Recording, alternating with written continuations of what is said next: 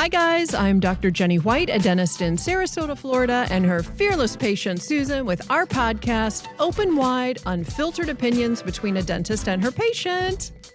Over the past 25 years or so, I've been sitting in a little room talking to myself all day, and I've gained a lot of wisdom through that process, which I want to share with you.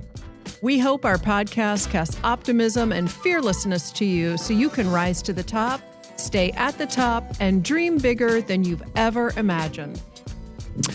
On today's show, Dr. Jenny White, Susan Robinson, I just want to kind of go off the cuff again. I love the word off the cuff. I love saying off the cuff. And let's talk a little bit about Jeffrey Epstein. Everybody knows, when you say that name, everybody says, yeah, bad, and they move on. But there's so much to unpack about Jeffrey Epstein. And I have been following. Last weekend, there was a big article in the Wall Street Journal about Epstein. Okay. And it's just fascinating. I mean, he's been, he passed away, 2 years ago or so? Well, he was murdered 2 years ago. Yeah, go ahead. Well, he stopped breathing 2 years ago. Okay, fair enough. Whoever, the theories or whatever it is. But I mean, my God. Okay, so I really want to distill this down to what is the underlying lesson that we can take away as women and learn from this horrifying situation.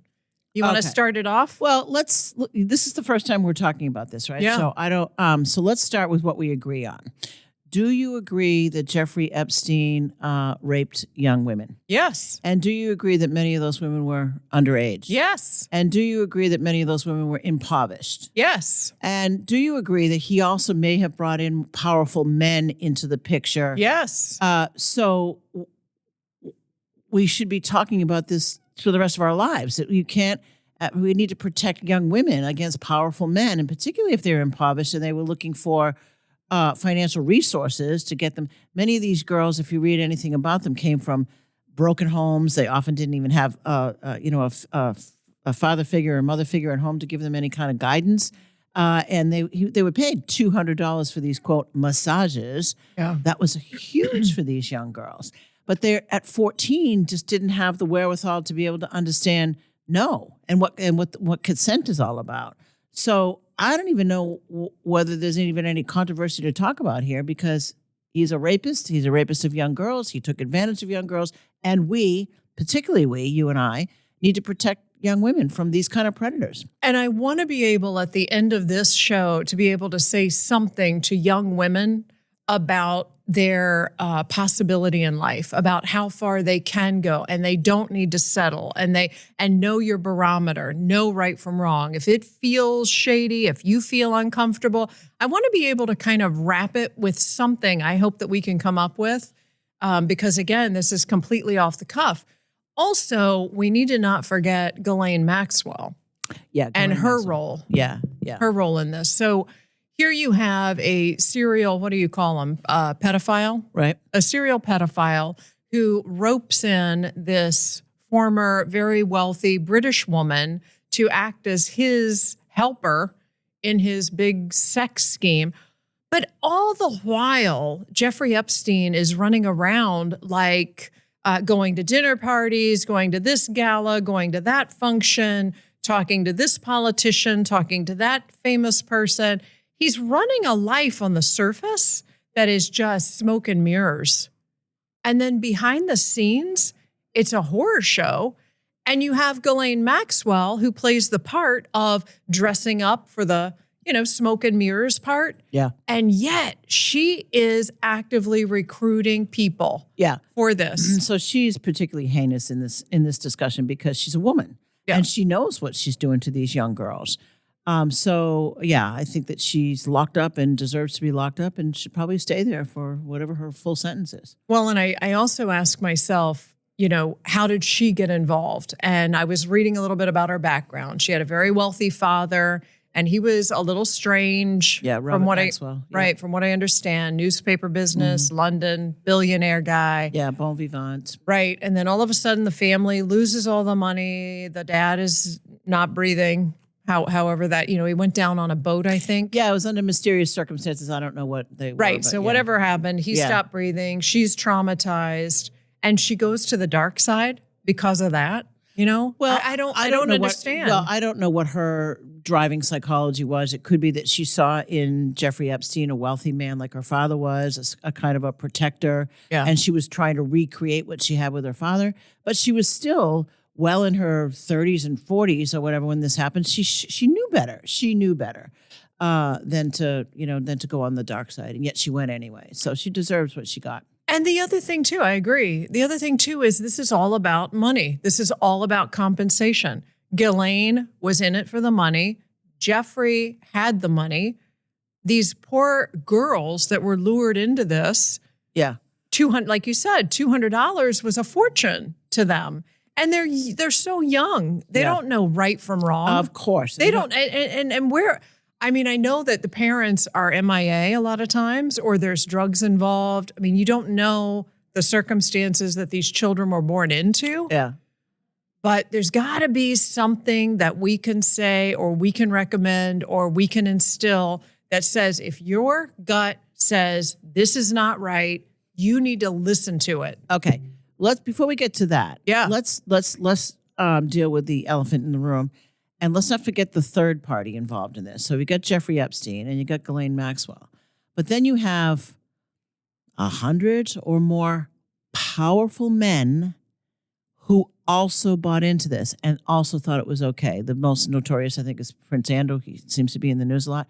But Sergey Brin, Clinton, Deepak Chopra, Peter Richard Attia. Branson, Peter Attia. I know. Peter, I was shocking? shocked. I just discovered that myself because I was kind of in love with him a little bit because he's so smart about longevity and how to live. And now I mean, they deserve to be canceled. Yep. They just really do.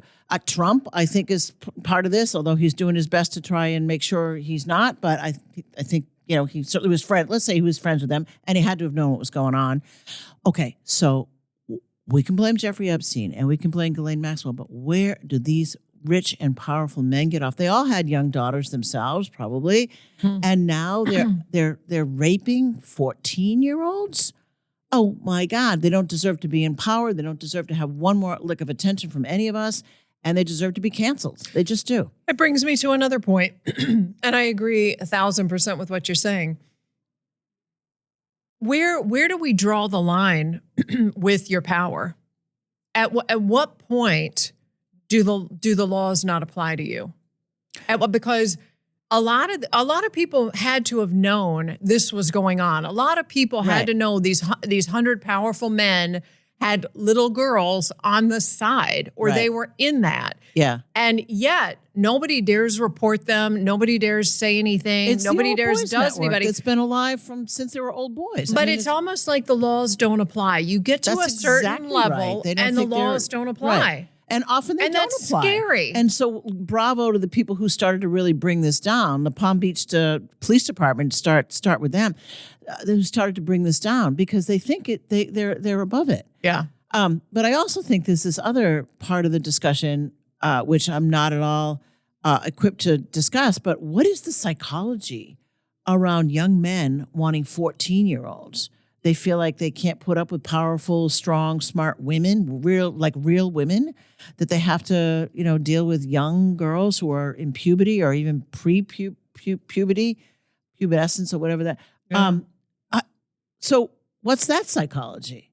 Well, I think if you took a pedophile and you asked a psychotherapist or a psychiatrist, tell me what the characteristics are. Right. I'm sure the page would be very long. Oh, okay. Yeah. So many things. Domination. Maybe they were abused as a child. Just because you're an uber wealthy person doesn't mean you didn't have a really dysfunctional beginning in your life. And sometimes people don't deal with their dysfunctions. But I can't believe, I choose to not believe that someone works their way up, becomes successful, had a healthy childhood, and turns into a pedophile. I know I'm being naive by not believing that, but I'm just trying to not believe that. Yeah, well, I as I say, I don't think we're equipped to delve down into the deep psychology of what prompts this. But it'd be interesting to know someday, like what does prompt this? Regardless, even if it is some innate nature thing or some crooked chromosome or whatever it is, they know better. Yeah. And they did it anyway. Yeah. They knew better and they did it anyway. Isn't that the definition of integrity? When you do the right thing when nobody's watching? Yeah, I think that is. Yeah. Yeah. There's zero integrity with these people. Right. Zero. Right. Exactly right. And I have to tell you, our time, everyone's time, our listeners' time is so valuable. Right. I don't have time to spend on somebody that's disingenuous or doesn't have great integrity. And when they start laying out all these people that were affiliated with Epstein, I'm done. Okay. I'm done. Okay. I'm done with them. Me too. I don't have time. And so we shouldn't fly Virgin and we shouldn't, buy Sergey Brin's product. I mean, whatever. We should be mindful, and there should be a list someplace like stay away from pedophile behavior and their companies and don't buy their products. Yeah. You need to get canceled. If you could not make that a better decision at that moment, when you looked at that young girl and you knew she wasn't 18 and you did it anyway, you deserve to be canceled, period. No, I agree. And by the way, somehow Trump has gotten, squirreling away from this. And if he legitimately wasn't involved, then he deserves to not be in the middle of the spotlight. But if he was involved, he needs to be canceled too. Anyone that was affiliated with Epstein needs to be canceled. Exactly. And we need to band together. Yeah. As women, right, and say enough is enough. Right. So let's move now to your original point, which was, so what do we do for young girls? Like, how do we empower them, and what do we say? And this is not such an easy subject because, of course, nurturing happens in the home, right? That's where you and I got our value system. We got our moral compasses from our parents. But if there are no parents and there's no role models and you're living in the ghetto or a trailer park, many of these girls came out of a trailer park near Palm Beach. You know that, right? Yeah. So if you're living in a lower socioeconomic class and you don't have the resources in either school or family attention that helps you develop a moral compass that's important, what can we do for these girls? I believe, and I know this is going to sound rather generic, but I believe it's all about education. And I know that a lot of people have trouble reading. They're dyslexic, or they are not getting it, or they can't pick math up or whatever. We need to educate our kids. We need to teach them the basics of right and wrong. What is okay, what is not okay. Basic math skills, basic reading skills. Because where does that happen? But hopefully in schools. Okay, well, hopefully. Yeah, I mean, if you can't get to school because you're hungry or you didn't sleep last night because your parents were fighting, or and that's another thing. Well, I mean, or an after school program, you know, like the Boys and Girls Club here in Sarasota. It's an amazing program. Where kids can get a meal, and it breaks my heart to think that children aren't eating. Yeah, let alone. I know, me too. I mean, this with all the waste. Every time I throw something out, I'm like, oh God. Yeah. But when you're talking about children at the very, very, very quote unquote bottom, right? Sky's the limit for them, number one, but we've got to feed their brain. We've got to fuel their brain because we can't give them all new homes. Right. We can't give them all new parents. Right. We can't give them all, whatever. But if what you put in your brain, no one can take away. Okay. Okay. And I'm, that's just what I believe. If you have a crusade, I'm on it for you because I believe that you're right. We need to be doing more, but it's no different than the drug pusher. And you're lonely and you're depressed and you're sad as a 14-year-old, you're susceptible to, taking drugs because it takes all the pain away. And if somebody's waving $100 bills in front of you, you've never seen a $100 bill, and you know that means freedom, buy new shoes, buy new clothes, do whatever you want to do, you're susceptible.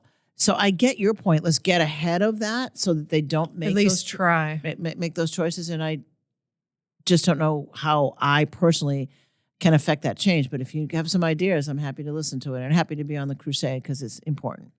Thank you. And I think it is a crusade, Susan. And I didn't mean for our show today to be a crusade per se, but I'm all for it. Yeah. I think there are mentors, children. There's a program, and I forget the name of it, where you have an adult mentor that really kind of helps you, takes you around, exposes you to different things, talks to you about how they handle life problems and whatever. I think that's invaluable. If we can create more mentors, more healthy, functioning people that want to mentor children that are disadvantaged. So I know that we have a program, it's all over the United States, possibly all over the world, certainly here in Sarasota, called Big Brothers, Big Sisters. That's it. Yeah, and you sign up fact, a friend of mine does this, and you can have an hour, I think, with the kid. You can't take them anywhere. You need to meet in a neutral spot like school, which, of course, is a safety feature. But you can teach a kid a lot when you're just spending an hour together with them. And so maybe we need to partner this podcast and Big Brothers and Big Sisters locally, just some way to get the word out. I would love to do that. So years ago, I had a little boy. I had a patient who was a foster parent, and her foster child would join her sometimes when she came in for her dental appointment. And I just fell in love with this little boy. And so I ended up teaching him math at the end of the day, for 30 minutes or whatever, and just try and help him along. But it wasn't enough because my input, and I wanted to help support this kid through college. I wanted to see this guy really flourish. I truly fell in love with this kid. Yeah. But he was so badly damaged from his family upbringing that he stopped the program. The foster parent lost touch with him. Oh, no. And, So you don't know where he is now? I don't know. Oh, I don't know anything about it. How old was he when you started to? Probably 10. Yeah.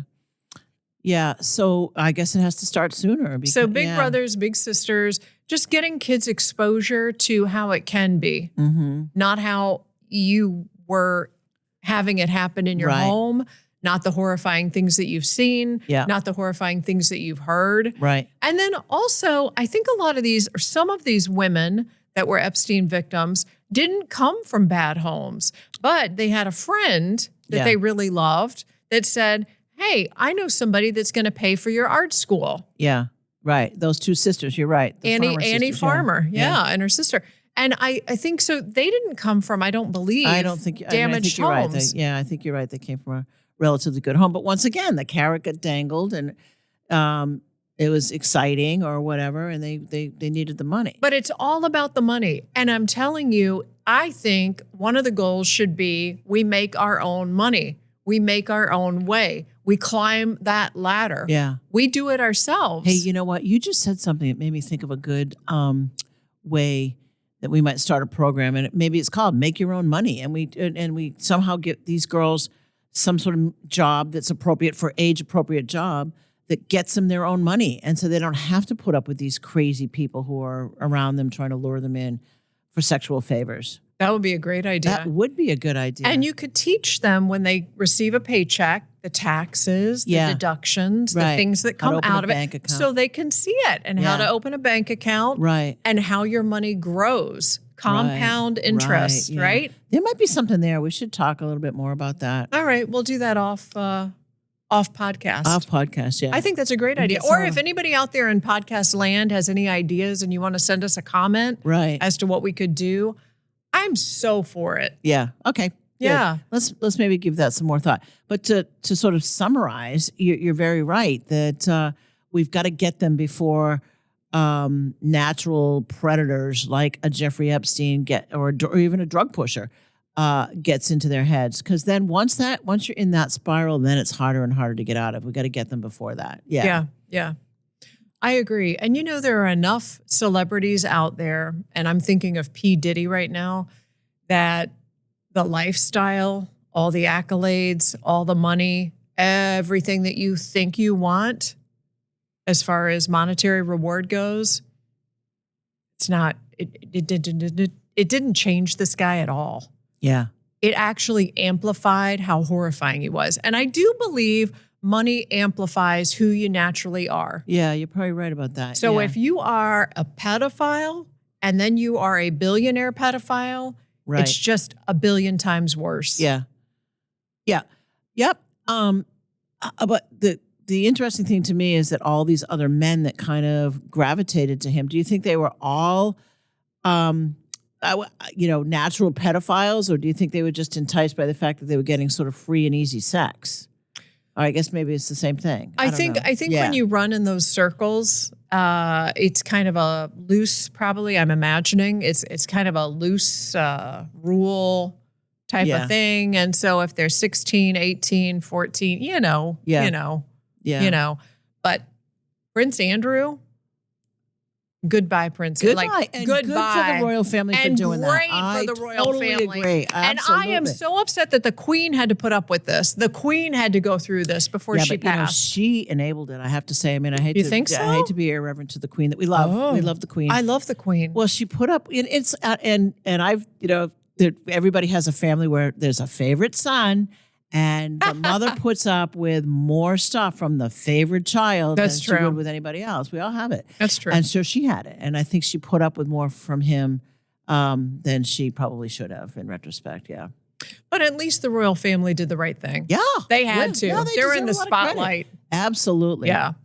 Yeah. So I don't know. I just think I wanted to bring to light today. And I thanks think for it's doing really that. great It's a really that important, timely subject. Yeah. we don't just sit around and go, poor victims, creepy men. Yeah. Let's come up with an idea to take children at the proper age Right. and expose them to their potential. Yeah. What they can do. Yeah. How that can be. Yeah. Yeah. And lift them up. Would love to do more. So if we can figure out a way to do more, that's important. That sounds- I would really love that. Let's 'Cause put these our brains vulnerable on little that. girls just sitting on their little pink bedspreads and nobody's around. Parents aren't around. They're alone. It's got to be terrifying. Well, and back in the day, it was latchkey. Remember that? Yeah. We were latchkey kids. Yeah. Come home, mom and dad are not I was home. never a and latchkey kid. Were you I a was latch- not a Yeah, latchkey kid. Yeah. Diane Sue, she was a helicopter. Yeah. No, she not was 10 helicopters. Yeah. Oh, she was. Yeah. But I'm not dissing latchkey. 'Cause No. I think mothers have every right to be out in the world doing their thing too. But anyway, I don't know how we get off on that subject. But yeah, you're right. Let's see what we can do to help. And to the extent this podcast can help, that would be great too. Absolutely. Yeah. So let's wrap this up and say we agree on Yeah. a lot and we disagree on zip. And let's keep this at the forefront and figure out how we can help kids. Yeah, And I love the idea. And thank everybody for listening to our podcast today. And please leave us a comment if you have some great ideas. All right. Okay. And that's It's a wrap. a wrap. We thank you for listening and hope you enjoyed this podcast. If you did, please share this show with friends and family and subscribe to our YouTube channel. This way, you'll never miss weekly drops. Stay strong, dream big, and floss your teeth.